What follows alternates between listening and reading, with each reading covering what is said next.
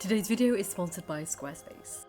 Well, hello everyone and welcome to my library, and welcome to the second circle of hell in Dante's Inferno, that is lust. Though, as you will find out, lust is not exactly what you expect it to be. That's quite timely actually, wasn't it? So obviously we have just exited the limbo, the first circle of hell, and now we enter the second. And before we actually enter lust, we are met by Minos, the infernal judge who determines what circle of hell each soul he meets shall be sent to. Dante says that Minos has a tail that he whips around himself the number of times corresponding with the circle that the sinner should be sent to. So he wraps it round twice, the sinner goes to lust, and so on and so forth. However, you will note that Minos is after limbo, because Minos does not judge those who go into limbo because they are effectively not sinners. Now Minos, you may be very familiar with the name, was the king of Crete. He was also the son of Jupiter and Europa. Yes, Europa, who was assaulted by Zeus in guise of a bull, and he took her out to sea and raped her there.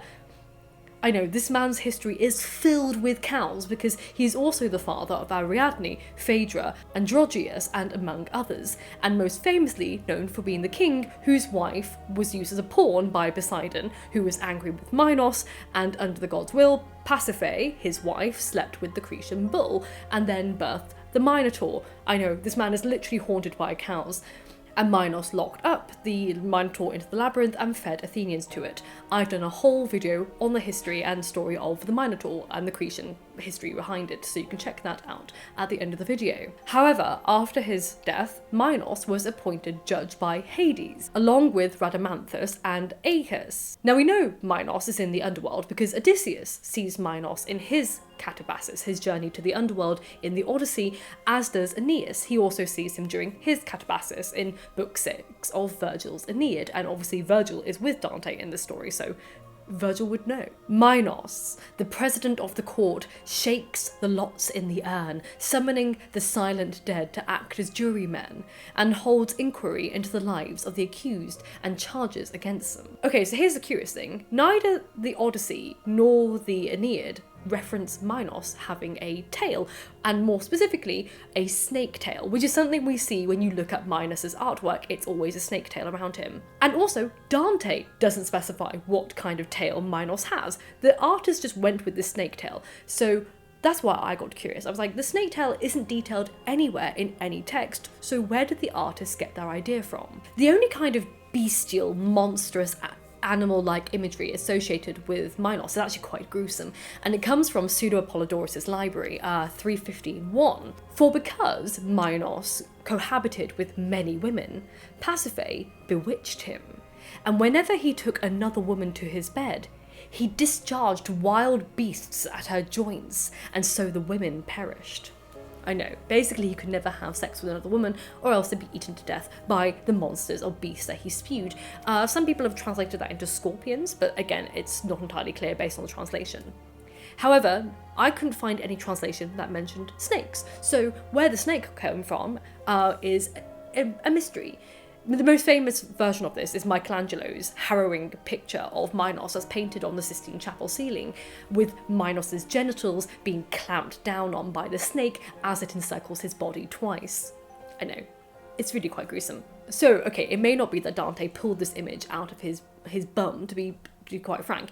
There may be lost sources that Dante was referencing to regarding Minos's tail, or similarly where others may be referencing a snake tail too. It's completely unknown from what I could find. My guess would also be perhaps people drew on the snake tail as a mirror image of the Genesis imagery of the snake in the Garden of Eden, one who had the knowledge, and thus Minos' tail draws judgment on the sinners once he learns of their sins, and that kind of sin imagery. That's the only idea I could come up with myself, but I really don't know. That's just me plucking ideas out of my head.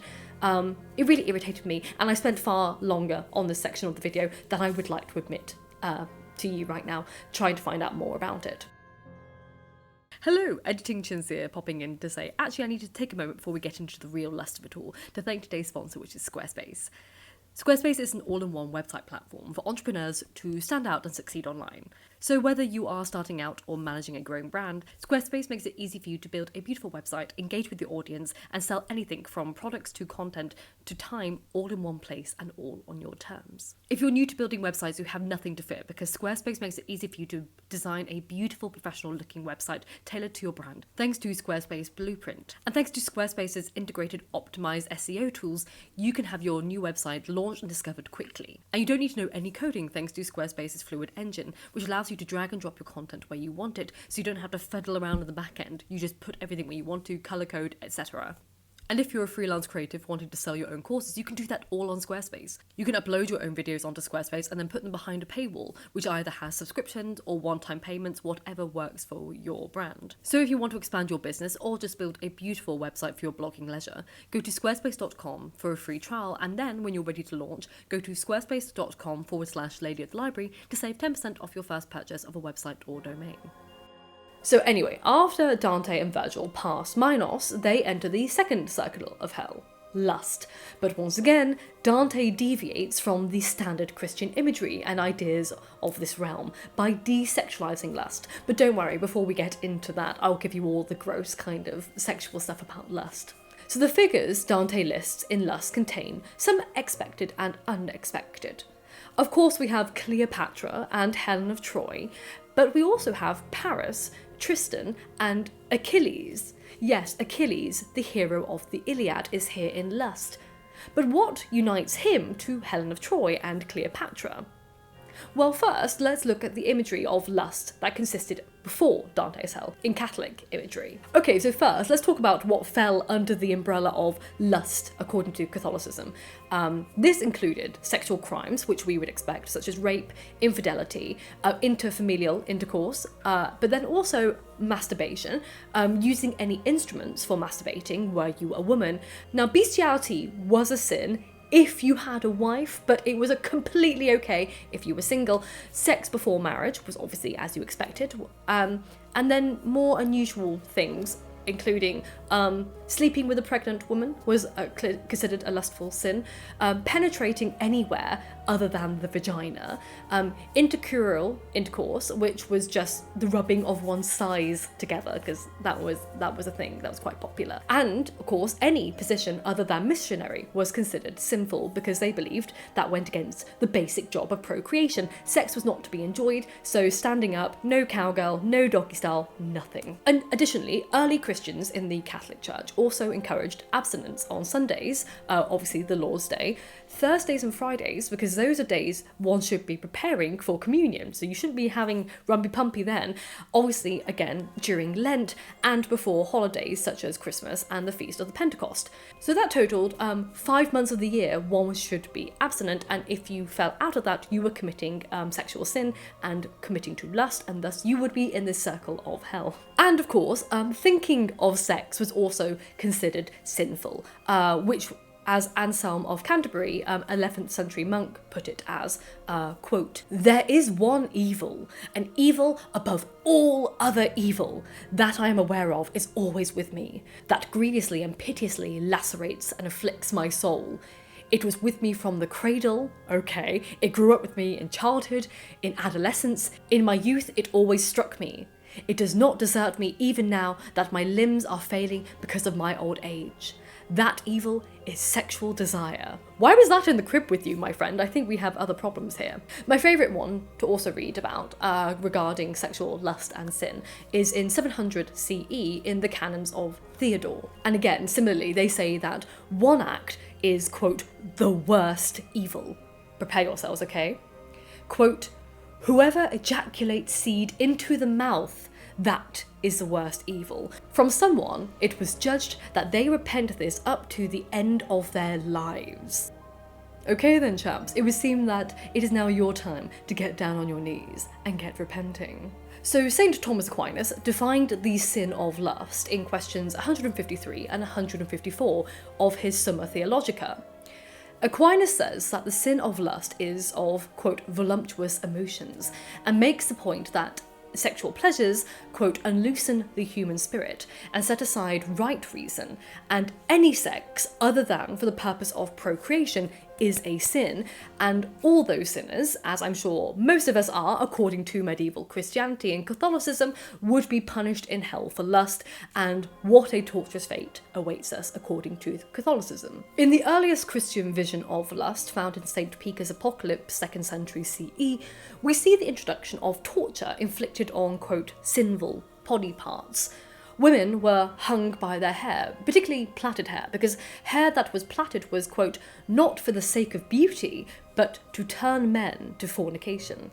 I know, plaits of all things. Most people like hair down, okay, but now. Also in lust, men were hung by their loins. Adulterers, in particular, had a special place in lust. You see, they were forced to have sex with one another in front of demons.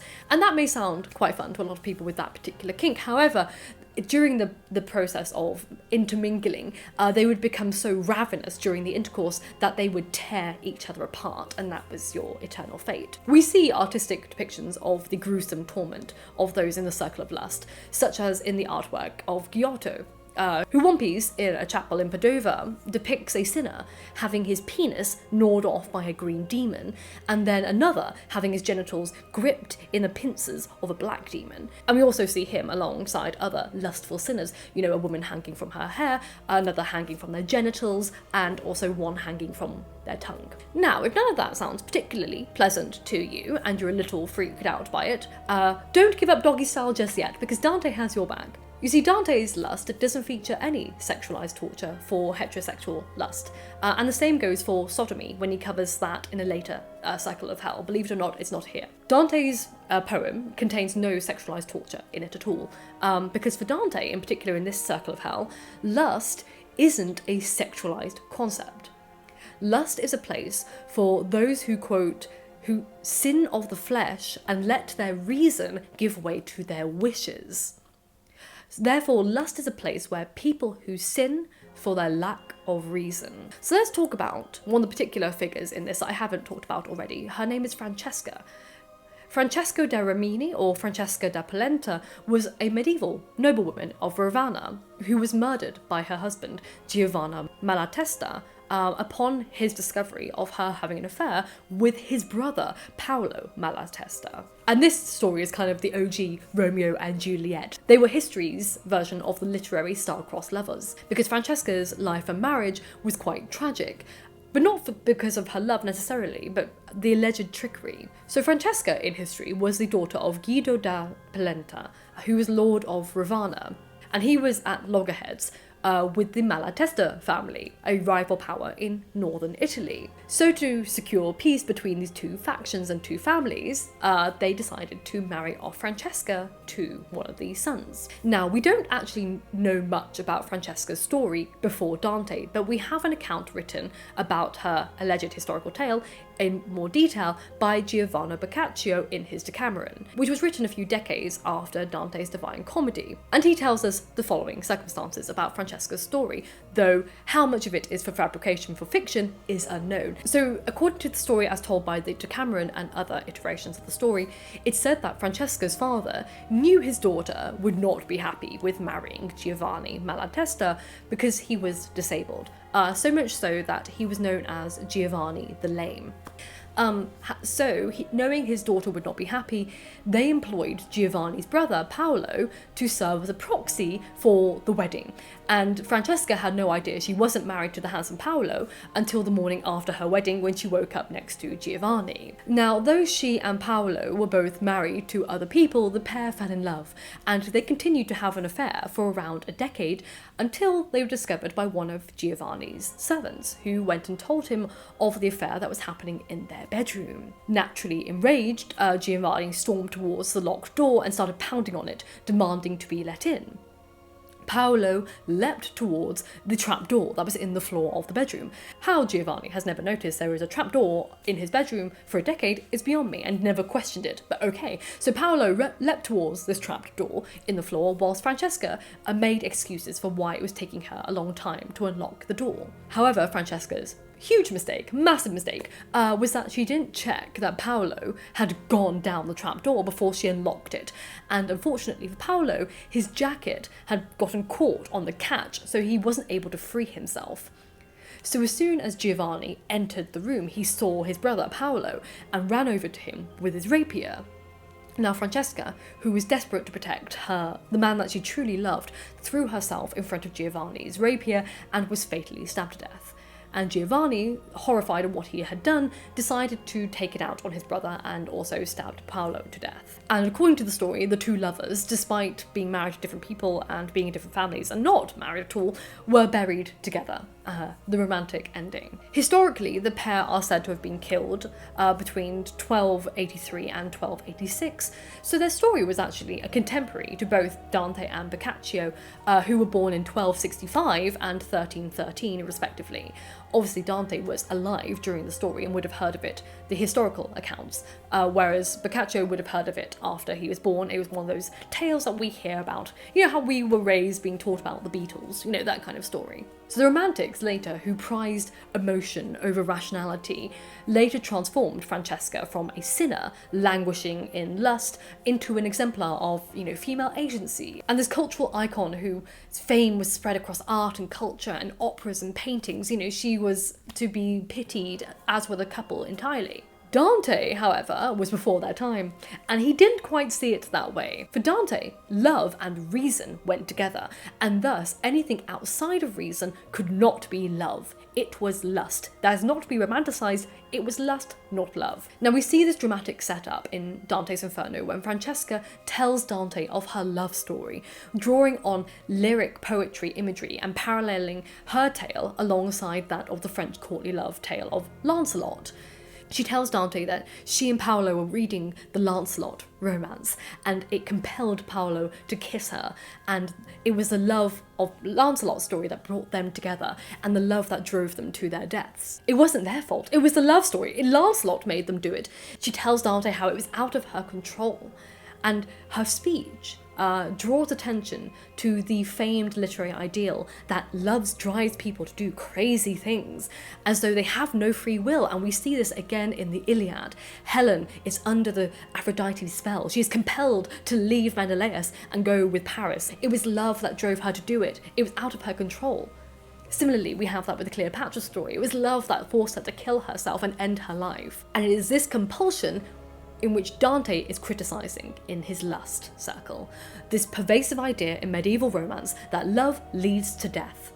And what makes this idea so interesting is that the idea that love leads to death was actually had sway over Dante's earlier writing. Stories have convinced millions of people that love is this constant sense of anxiety, emotional dysregulation, chasing, games, thrills, instability. Some people are so addicted to the feeling of the chase that they never settle down. They reject that which feels secure because it feels boring in comparison. And even if this love fills their life with drama, fighting and confusion, the dramatics of lust and immature emotional regulation fills a human with feeling, and such an overwhelming sense of feeling can make one feel alive.